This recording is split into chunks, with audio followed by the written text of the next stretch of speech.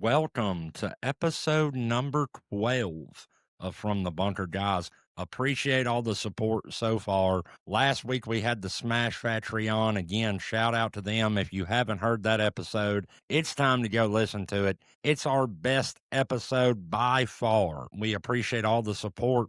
Appreciate all them guys coming on. They have a great idea that they've started, and I wish them nothing but the best. I think they're going to do really well. And they're going to be back on. They want to come back on every now and then, give some updates on what they've got going on and what they've got cooking. So y'all be ready. I've got some insider information, and y'all are going to be shocked at what the Smash Factory is bringing you. As always, today's episode is brought to you by none other than 4Golf. And you can see I got the 4Golf rope patch hat on. I've got the quarter zip hoodie, which is one of my favorite things that they have. But guys, 4Golf was a brand that was built by golfers, okay, that wanted better style without the premium price tag. And that's my favorite part about it. Back in 2024, they started testing fabrics, dialing in fits, and creating apparel that they actually wanted to wear, and not just on the course, but everywhere. I didn't go play golf today. I had a dentist appointment. I had errands to run. I'm decked out in 4Golf. The mission was simple: clean style, comfortable fabrics, and prices that wouldn't leave you, having to take out a second mortgage on your house. If you want gear that looks good, fits right, and doesn't break the bank, look no further than 4golfapparel.com. Use promo code From the Bunker at checkout for an additional 10% off. Even the stuff on sale, guys, you still get the 10% off. Go check out 4Golf Apparel. We appreciate them taking care of From the Bunker. Guys, we've got an amazing guest today that's going to be coming up soon, Mr. Adam Gary. He is the head golf coach at Western Kentucky University for the Lady Toppers. He has got an incredible track record, and I can't wait for y'all to hear that. But first, there's been a lot going on this week. Golf has started back up, baby. We're back in the new season. The Corn Ferry is underway. The PGA should be underway, but the first event of the year got canceled. But the Corn Ferry is currently playing the Bahamas Golf Classic at the Ocean Club down there in the beautiful Bahamas. And the cut today was there. It started Sunday, a little different. Started Sunday, so it's Sunday, Monday, Tuesday, Wednesday. The cut line today was 8 under, and 15 under leads it. Mr. Taylor Dixon with 10 under today. Some low numbers, some great golf. It's coming on the Golf Channel, so go check that shit out, man. Really, really good golf over on the Corn Ferry, the future of golf. I enjoy watching it. Got to go to an event last year and actually volunteer, and it was absolutely amazing. I can't wait to do that again this year. But golf is back, guys. Go check it out. And just a few days away from the first PGA Tour event, and that's the Sony Open down in Honolulu, Hawaii. Seen my boy Maverick McNeely on Instagram was headed down there with his wife and kid. Everybody's gearing up for the 2026 golf season. It's getting started, baby. We're back. We are back. It won't be long, and the Masters and all these tournaments that we're waiting for will be here. And other PGA news, man, Brooks Koepka. Brooks is back, baby. I guess the PGA heard the podcast. We know they listen, and I guess they listen closely because they're letting Brooks come back.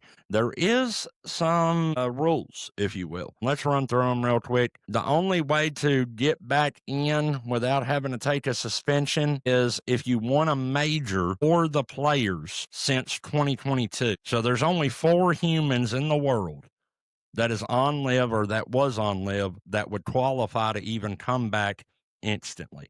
And that is Brooks Koepka, that is Johnny Rami, that is Bryson DeChambeau, and that is Cam Smith. Also, 5 years of no PGA stock, if you will. So they give the players some sort of equity in the PGA now. I guess, every year, I don't know exactly how it works, but I would assume every year that you're on the PGA Tour, you get a little bit more of that and a little bit more of that. He is not eligible, or any of these guys that come back on this list here wouldn't be eligible for 5 years. Okay. Next is he had to make a $5 million donation. a $5 million charitable donation, which I like that. He got $100 million or whatever from Live. $5 million charitable donation is like $5 to me and you. Here's the best part about it. The field is not going to shrink. So if any of these guys come back and play in an event, they're going to be an additional ad, and nobody's going to lose their spot. So that 100th guy or whatever it is not going to get kicked out because some of these guys come back, or with Brooks coming back this year, they're not going to get removed because they're going to let Brooks in. He's going to be back sooner than later. He's going to be playing at the Farmers, which is going to come up here in a couple of weeks. And he's also going to be playing at the Waste Management. So Brooks Koepka is back, baby, on the PGA Tour. And I think this is going to be epic. I think he'll come back and really play some really good golf on the PGA. Next thing that I wanted to mention, guys, is I don't know how many of you seen it, but Rory McIlroy, and you know he's not my favorite, but he went on a podcast, I think wherever he's from, a big podcast over there. Can't remember the name of it. I think Everything But Football or something like that it's called. But anyways, Rory went on this podcast, guys, and some of the things that he said I liked, and one thing that he said I really, really didn't love. And so first we'll talk about this. He made some comments on the Live guys returning. Specifically talked about Bryson DeChambeau coming back, and he seemed to be 100% on board with it. He said that basically going to Live was kind of their punishment. So if they want to come back, he would welcome them with open arms. So with Brooks coming back, I guess Rory is 100% on board with that, as I would say most of the players would be, and I don't see why you wouldn't. If you're a competitor like that, you want to play against the best. You want to be the best, you got to beat the best. And right now, Rory and Scotty are not playing the best every week. And if all four of these guys that are eligible to come back right away did, then we could talk about that they're playing the best every week. So he said that about the Live guys, which I was kind of shocked about, but I'm glad that he did, and he wants, to welcome them back. What I didn't like that he said is he really, really ragged. I mean, just absolutely ragged on the USA team in the Ryder Cup. Just completely drug them through the mud, said they had no team continuity, that, they don't know how to play together, just on and on. Y'all go listen to it, but I did not like the way that he trashed us. He said that our team kind of plays for a militaristic deal and for the flag rather than for their teammates. And it was kind of weird and shocking what he was saying, but I feel like he was taking some unnecessary shots. So y'all can go check that out and make that decision for yourself. That's enough on our boy Rory. You see the posters everywhere. I absolutely love it. Next, I want to tell you guys that we will be doing a giveaway. Now, I did a giveaway a couple months ago. Nobody did what I asked them to do, so we're going to make a real simple one. Make sure that you're following us on all of our socials. That's Instagram, Facebook, Twitter, TikTok, of course. I'll be posting that up sometime this week. We're going to be giving away some 4Golf apparel. Again, shout out 4Golf apparel, 4golfapparel.com. Use code from the bunker at checkout.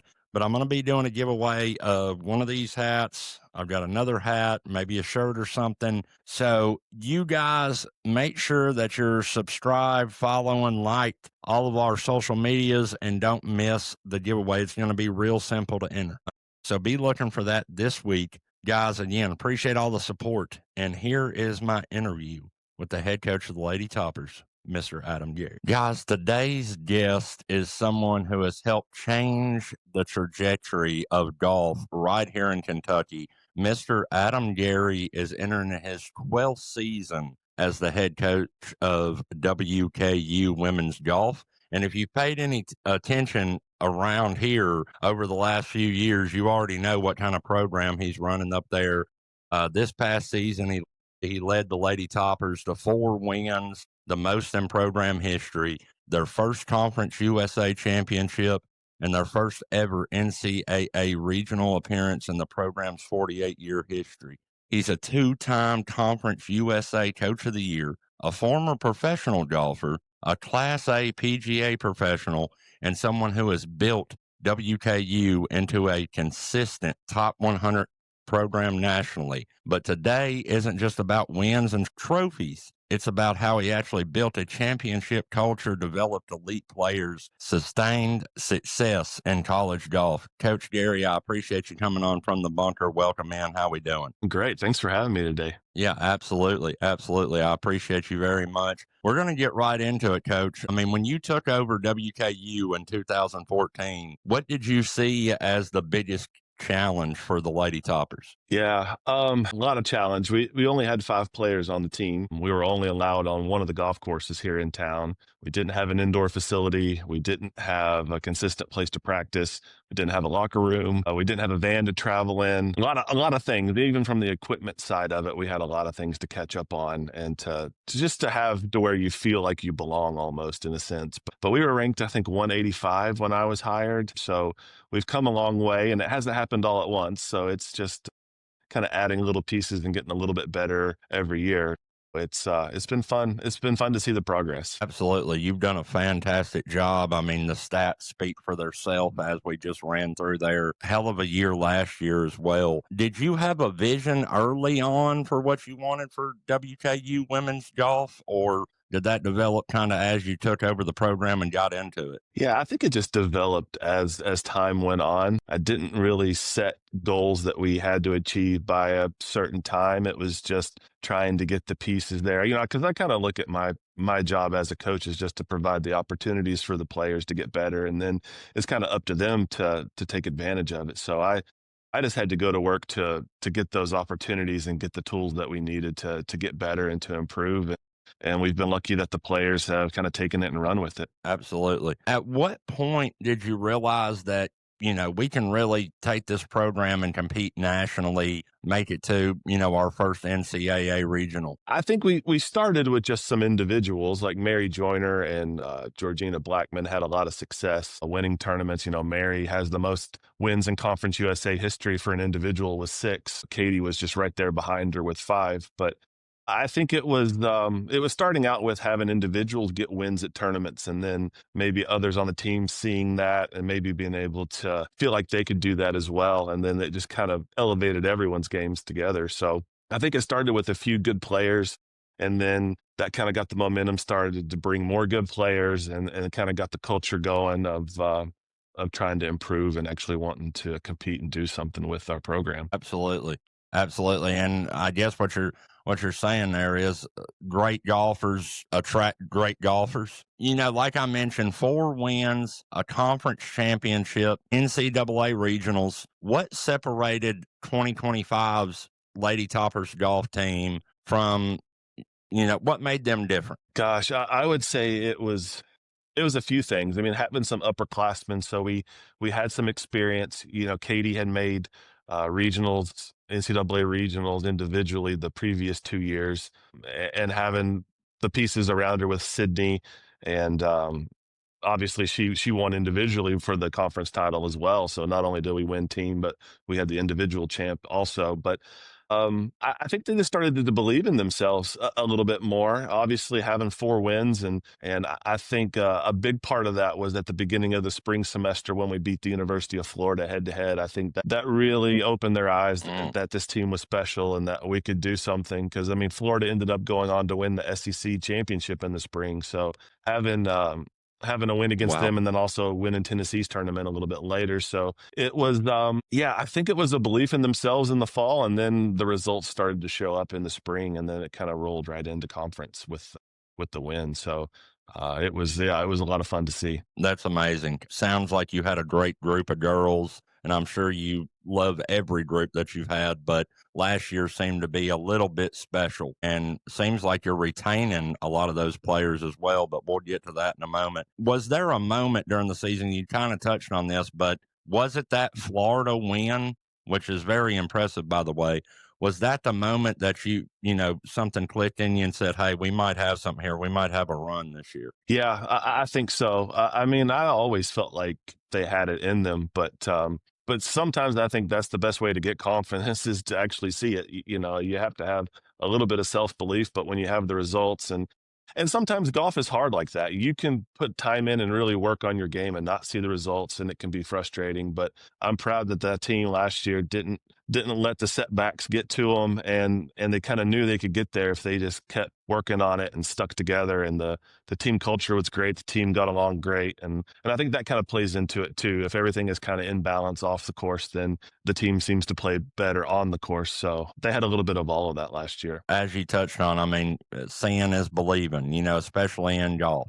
If you having a bad day, you can't see the shot, at least for me, at least for the average golfer. If I can't see it, I can't believe it. And I get down on myself, and I'm sure it's just expedited, double, triple for somebody competing at a high level. So that's awesome to know that, the girls stuck together and had a great year. Winning 4 tournaments in one season isn't typical. How hard was it to sustain that winning streak, or how hard was it to sustain winning in college golf? How hard is that? Yeah, winning is not easy in golf. I mean, other sports there's a winner and loser every game, but in golf you can finish middle of the pack. There's just every week there's 12 to 14 teams that you have to beat, which makes it a little bit tougher. But yeah, I don't know. We don't really set goals to win tournaments. We just kind of try to dive into the process a little bit more, and then once you put the preparation in, it's really just more and compete. Sometimes it's tough with goal setting. If you set a goal to win a tournament, you might have the best tournament you've ever played and someone beats you by a shot. And it might feel like a failure if the goal was to win instead of, no, my goal is to get better and to keep improving. And I think those are the things that you can control. So you have to kind of be careful about worrying about things that are outside of your control, because that can lead to frustration, especially with golf, because it can beat you up a little bit. So no, the team did a good job of just doing their prep work and kind of staying consistent with those things, and then the trophies came later. And again, congrats on a great season. Congrats to the girls that actually went out there and played, but you as well for putting it all together. What would you say is the key to winning in college golf? I know that's a hard one, but in your opinion, what do you think is the biggest factor? Man, I mean, obviously you need good players. I think that helps out, but no, I think the key to winning is to stay patient and just keep taking the feedback and working on the things that you need to work on. I think a lot of times golfers can practice and kind of spin their wheels and not accomplish as much or not be as productive.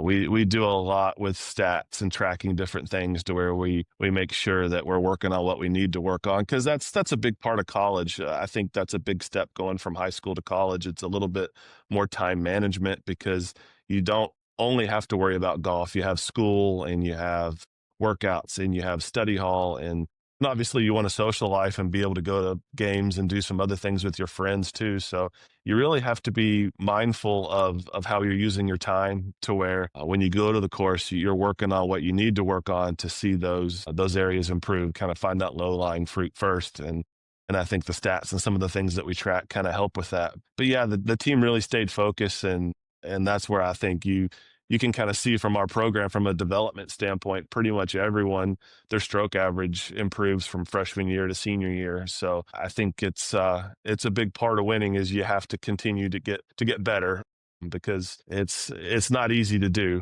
And you have to have a group of five. One person can't do it by themselves. So it's tough, but I think when you do get those wins, it's really worth it. Absolutely. Yeah, I had a college golfer on, a local kid here in Franklin that went to Bethany. You might know him, Braden Roberts, but I had him on, and just talking to him and hearing his schedule. I mean, what these athletes have to do, spending hours and hours on the golf course to get better every day, but also attending class and, keeping a life and all this. I mean, it's a full-time job. So hats off to them, as you were kind of, touching at there, for keeping it all together. They definitely juggle a lot for 18, 22, 23, 24-year olds. So what would you say are your non-negotiables inside your WKU Lady Topper golf program? Yeah, the big things that I preach are attitude and effort. And kind of going back to what we talked about earlier, those are things that you can control. You can always control your attitude.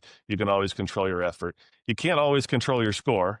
Your score comes and goes, but I think the important thing is if you're always present with a good attitude, you're probably going to be a good teammate, and you're probably going to get better if you're putting the time in. That's the thing with golf, is it's a hard sport, and if you're not working on it and kind of constantly keeping up with those skills and staying sharp, it's going to be hard to perform well. So yeah, those are my non-negotiables. Absolutely. Love that answer. That's great, coach. How do you develop confidence without entitlement within your program? Yeah, so like when we have our practices, we're always competing. Very rarely will we have a range practice where we just go hit golf balls. Pretty much everything we do, we're keeping score and we're competing to where they can kind of track their improvement, track their progress. And sometimes someone might beat the number one player on the team, and that's going to make them feel good and give them confidence. Like you said, sometimes seeing is believing, and you have to create those competitive environments to get those takeaways. I think it's a very important thing. So yeah, confidence is a tough thing, but I think that if you're working hard and doing what you need to do, then a lot of that stuff take care of itself. Absolutely. And I love that you mentioned that about kind of going to the range with intent. That's something that I try to do just as a normal, I guess, weekend golfer, if you will, is when I do get that time to go practice, I always try to have intent. So good to hear that I'm on the right path there. How do you teach players to compete when they're having an off day, when their swing's not there, but you need them to go out and compete? What are some things that you use to get them to still go out and perform at a high level? Yeah, I mean that's the nature of golf. You're not always going to have your A game, so I think it's important to have options with your game. Sometimes your swing isn't going to feel good, so I encourage them to develop different types of shots, whether it's a three-quarter shot, a cut shot, some kind of a knockdown shot. It could be anything. There's a lot of different options, but it's no different than a pitcher in baseball. If your fastball's not working, you better have a changeup or a curveball or something.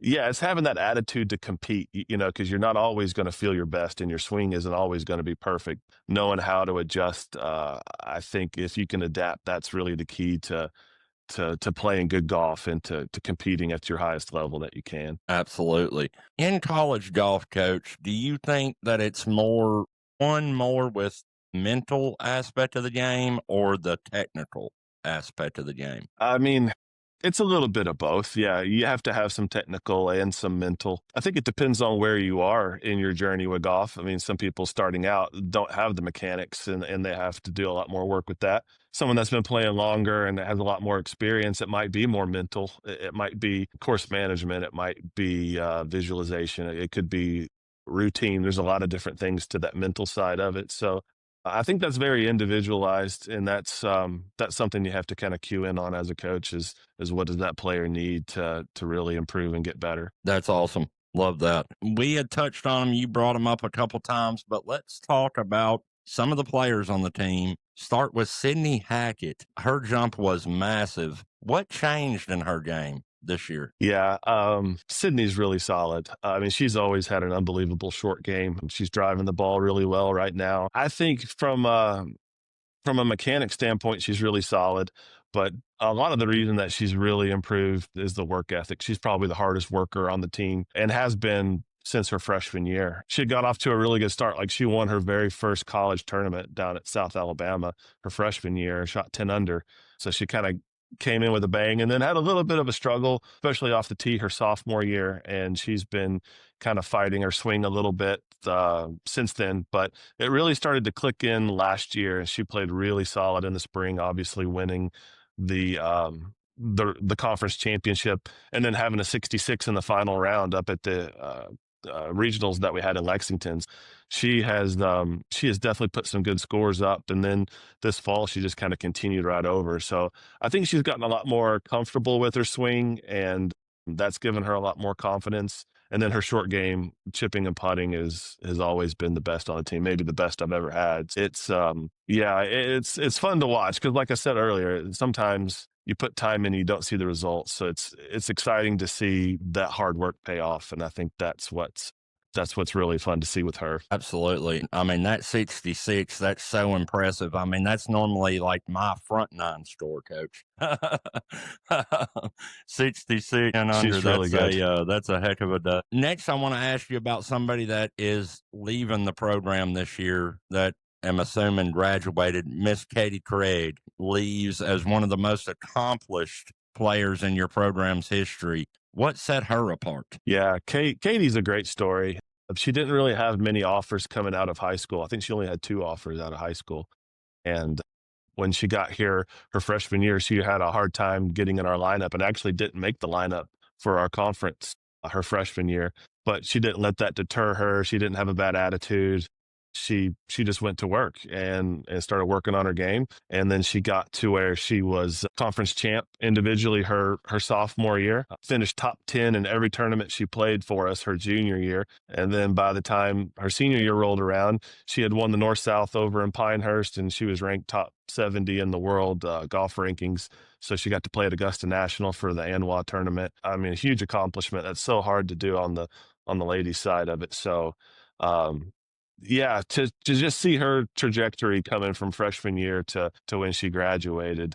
I know she struggled just a little bit her spring semester, a senior year, but making it through Q school and then playing on the Epson tour last year, it was an incredible ride. I was really fortunate to be in the front seat to get to see a lot of that. That's awesome. Yeah, it's reading up on her. She had an incredible career. Really, really great golfer. Does she plan to continue to play golf at a higher level? Yeah, so she turned professional and started playing in June. I went to Q school again this fall. Didn't get her tour card, but she'll continue to play some smaller events. And she's also working part-time for a golf course architecture. That was her major with landscape architecture. So she's going to be doing some design work and things on golf courses, and actually did an internship at Indian Hills while she was here at Western. So she was rolling greens and on the mowers and doing different things. So she's going to end up being in something with golf, and her personality and work ethic, she's going to be successful at anything she does. That's amazing. Yeah, when I looked her up on Instagram, I was, just scrolling through and I seen the Augusta. I seen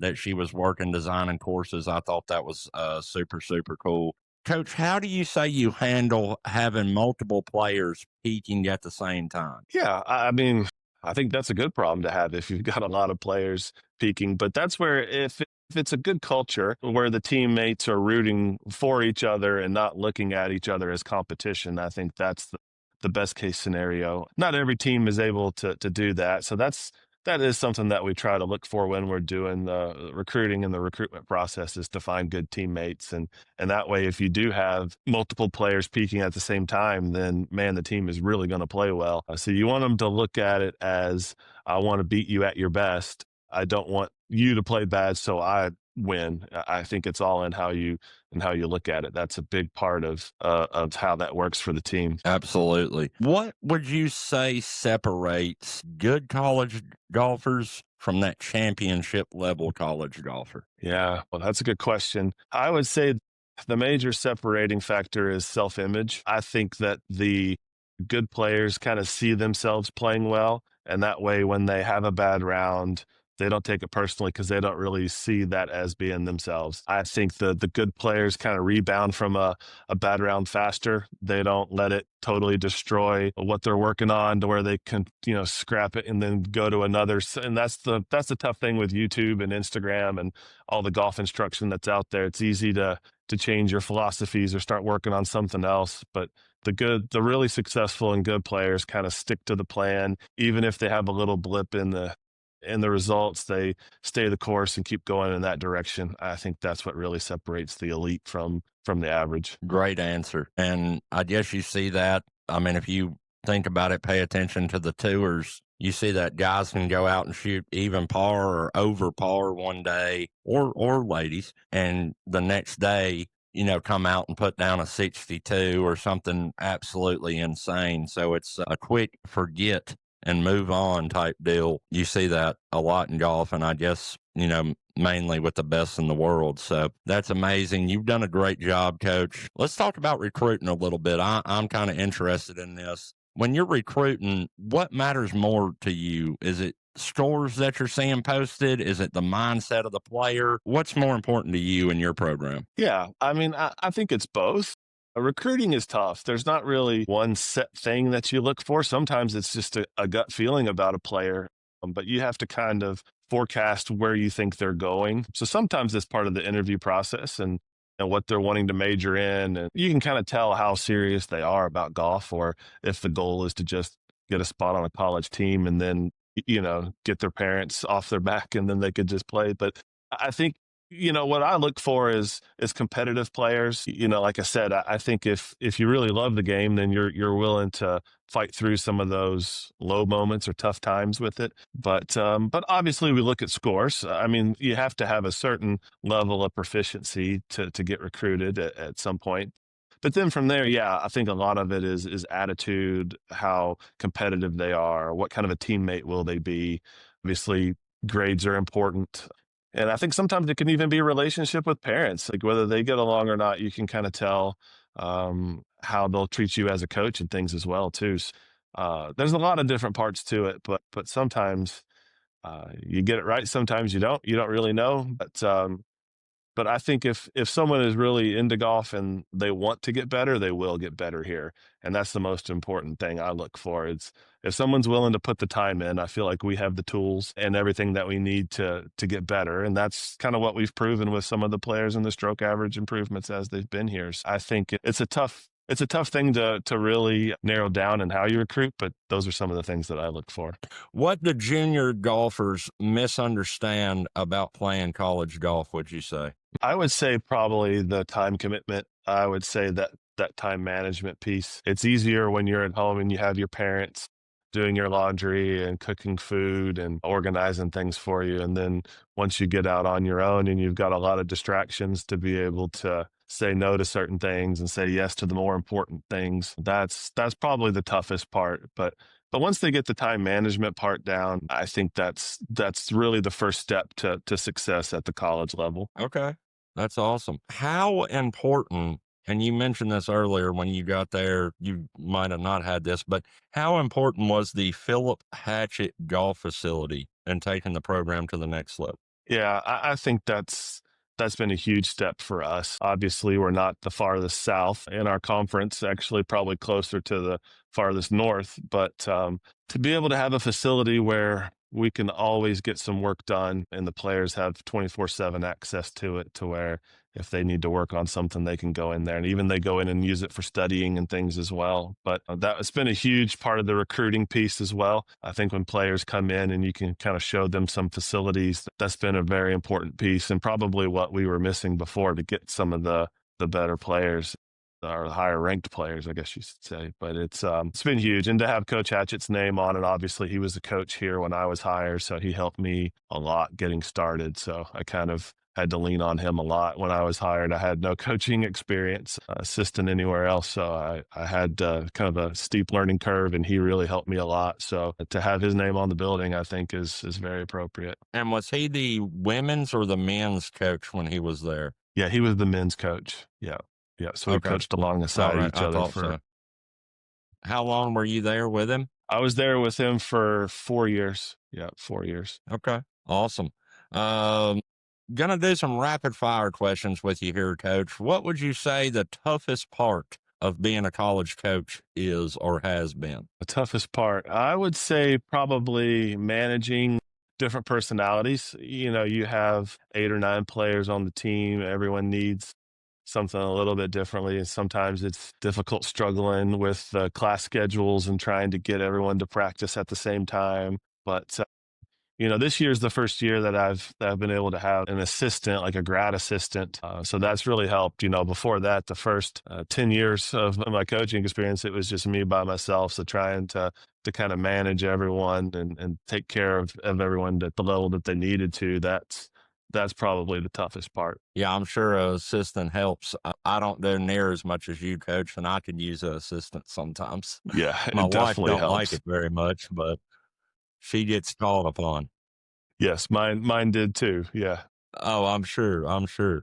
What would we do without them, right, Coach? That's right. One trait every elite golfer has. Ooh, back to something we kind of mentioned earlier. I think it's a positive self-image or self-confidence. They view themselves as being capable and able to do it, and then that helps visualize where they want to go. Because there's a lot of different golf swings, a lot of different styles of play. I don't think you can really point to one thing over another. So I think that mindset is a really big separator. I like that. Even though, I'm a 20 handicap coach and my mindset's great. I'll go to that first tee with every confidence in the world that I'm going to kick your ASS and don't work out a lot of times for me.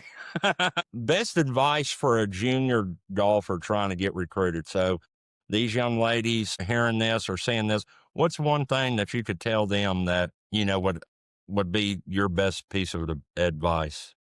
Yeah, I think the most important thing is don't do it to get recruited. Don't do it to just get a spot on the team. I think play golf because you enjoy it and you love the game and you want to get better. I think if you love the game and you work hard at it, the recruitment part of it will take care of itself. Like if you get better and improve, coaches will find you. But if you look at it as a job that like, hey, I'm just going to do this because there's opportunities for me to go to college and play golf, you're probably going to get burned out and you're going to have a lot of pressure put on you, especially at the next level once you get there. So I always think it's do it for the love of the game first, do it for wanting to improve. And if you get on a team, great. And if not, then it's a game you can play the rest of your life. So start with that. And I think that's one of my pet peeves when people come up to me and ask me like, well, what does she need to do to get a college scholarship? And it's like, well, you just need to enjoy it. So you're not miserable once you get there. I think that's a really important mindset to start with. I love that. Yeah, love of the game, coach. You gotta love it, right? It's a Right. grind. You gotta love it. One thing you wish every amateur golfer like myself would understand. Ooh, that's a tough one too. I think the number one thing that people ask me for when they come for golf lessons is they want to be more consistent.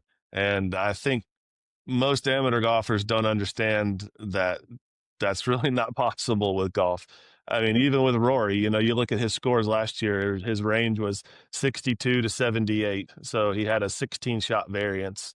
But, an average weekend golfer might have an 80 as their best round of the year and a 96 as their high side. It's the same consistency as Rory. It's just maybe not at the elite level, but no one really goes out and shoots the same score every day. And if you have your best round, you're going to drive yourself crazy if you think you're going to shoot that every time. So I think most amateur golfers just need to be okay with, hey, that wasn't my best round, but that's just a statistical probability. It's going to happen sometimes. And I think that looking at it that way is like, well, that doesn't mean I can't go out and play great tomorrow. Yeah. And back to what we kind of talked about a little bit earlier, is like when you have that bad round, the amateurs will scrap everything they're doing, get new clubs, get a new putter, do something instead of just, no, that was just on my high side of my spectrum, on my bell curve. And I'm going to keep doing what I'm doing. And I'm probably going to have some different results next week. It's hard to stay patient and do that sometimes. But yeah, that consistency question I get a lot on the lesson tee. I like that answer as well. I'm a big guy. I'm going to have to quit saying I want to get consistent because I say the same thing, but you're absolutely right. In 2025, I had 2 rounds in the same week at Kenny's where I shot 89. And then 2 months later, I went to Del Hollow and shot like 115, 120, something insane. So, yeah, I totally, totally get that. As an amateur golfer, that makes a whole lot of sense. The last rapid fire I had for you was one thing parents should stop doing at a tournament. Yeah, I think it's tough to be a parent. You want to see your child do well and play well, but sometimes I see emotional outbursts if they miss a putt or if they hit a ball in the water or something like that. It's really hard to kind of have unconditional love for your child. I've seen, kids getting chewed out in the parking lot by parents and things before, and I don't think you should let the game of golf come between you as a relationship with your parent, your child. Like approach it as an unconditional love thing to where whether they play good, they play bad, you're going to go get some ice cream or something afterwards anyway. It's not the end of the world. But sometimes they look at it that way if the goal is to just get a scholarship and they're thinking of a return on investment and I've paid this money for this tournament and we need to get a college scholarship. And if you're doing it for the right reasons, it's normally okay. It's not a problem. It's normally if you're doing it for the wrong reasons is where it becomes a problem. But I think if you can kind of remove the emotion and just let them play and not kind of judge them as much, I think that'll be a lot better for your relationship and make it a lot healthier too. Love that answer. Support goes a long way. My dad, God rest his soul, used to ride my tail when I played football if I had a bad play or whatever. But it was the times that, he patted me on the back and sent me back out there that I was able to go out and perform at a high level. So I totally understand and respect that. Coach, I got two more for you. When people talk about the Adam Gary era at WKU, whenever that comes to an end, which I hope is 10, 15, 20 years down the road or however long you want to do it, what do you hope they say? Oh gosh, I'm not good with these questions. I hope they look back at it and they just know that I did my best and that I wanted the best for my kids. I wanted the team to represent the university well, not only in the classroom but in the community and on the golf course. There's a lot more to it than just trophies. I hope that they kind of remember some of the relationships we built, and I hope that the university enjoyed having the girls on campus. And like I said, I think sometimes you can get caught up in the over par, under par instead of just where we are from a relational standpoint. I hope that everyone knows that we were a hardworking team with good attitudes, and that I tried to represent the university and the community the best I could. I mean, obviously, I'm from here, and my parents went here, so it's kind of a nice tie-in to see things going well here on the hills. So I've enjoyed my time, and I hope it continues. Yeah, I would say that you've done a really, really great job of that so far, Coach. And like you had mentioned, you are from here, and a little birdie told me at one point in time you may or may not have been one of the best golfers in Kentucky. Back in the day, maybe, yeah. When you were a junior golfer, you were impressive. Yeah. I did play well. I had some good tournaments, but it was a long time ago, so but no, it was fun because I enjoy that, and I think that's why I enjoy the coaching side of it is it's a fun time in life, and I look back at it really fondly of my recruiting process because I was an AJGA All-American, so I was able to take a lot of visits and do a lot of different campus tours and obviously still keep in touch with my college teammates and things. So it is a fun time in life, and I want it to be a good experience for others, and I hope they enjoy it as much as I enjoyed it. Where did you play college golf at, Coach? Yeah, so I graduated from Florida Gulf Coast University. Okay, yep, I remember reading that now that you say that. Last one I got for you. What excites you most about the future of WKU women's golf? Yeah, I think it's just exciting that we have momentum on our side right now. Our facilities are great. We're getting into a lot better tournaments. Our tournament schedule is really tough now. We're getting some good competition. I think, gosh, I think the sky's the limit, really. Because I think a lot of, especially with this transfer portal and a lot of the rev share and NIL stuff going on, I don't know that a lot of the Power Four schools are going to, invest the funds that they normally do into like golf because a lot of those are just going to go to football and basketball, maybe some baseball. But I think that's where the mid majors and group of five like us could really step up and fund some of these non-revenue sports and kind of stay competitive on a national level. So I think we might have some advantages that we've never had before coming up soon. So unless some things change, it's hard to keep up with the NCAA's changing so much right now. But I think we're in a good position from a facility standpoint, from a tournament schedule standpoint. Obviously, we've got some history and we've got some good players, and they kind of advertise and spread the word for you, which I think is important. I got this tip from Travis Hudson. Travis always says that you need someone else besides just you telling a kid that it's okay to come to Western Kentucky and give them a chance. It's kind of a sales pitch coming from the coach, but if you've got some other golfers or friends or swing instructors or people across the country saying, hey, go check out Western Kentucky, then I think that really encourages and increases the chances of getting some of those players. So I think the future looks bright, and I'm excited to see where we can continue to take it. Absolutely, Coach. I think that like you said, sky's the limit. You've built a heck of a program that you have done things that had never been done there. Very, very impressive by you, by the lady golfers. And I know that I look forward to following along a little more closely this year. And hopefully, if y'all play a tournament local, which I'm sure you do, maybe I can get out there and support you guys and would love to come watch some awesome golf. Coach, I appreciate you taking the time again. It means the world to us that you were willing to do this. I'm just a normal guy from Franklin, Kentucky, trying to make my stamp in the golf community, and you coming on means everything to me. So, congratulations on everything that you built, and best of luck in 2026. Appreciate you, Coach. So thanks for having me.